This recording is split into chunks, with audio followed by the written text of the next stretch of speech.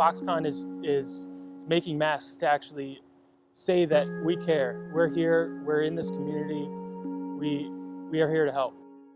For the nurses that are putting their lives on the line, hopefully what we are doing will reach them. I just want to say thank them for the work that they're doing, putting their lives on the line for us.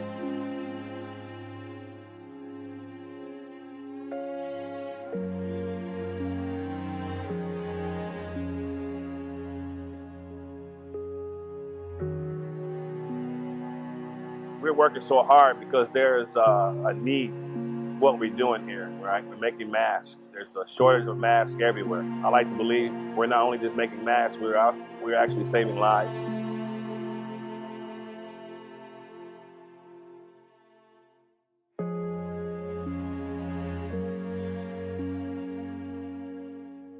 My uncle's a paramedic and my cousin works in the ER. My job is to make sure that the machine is running as best as we can.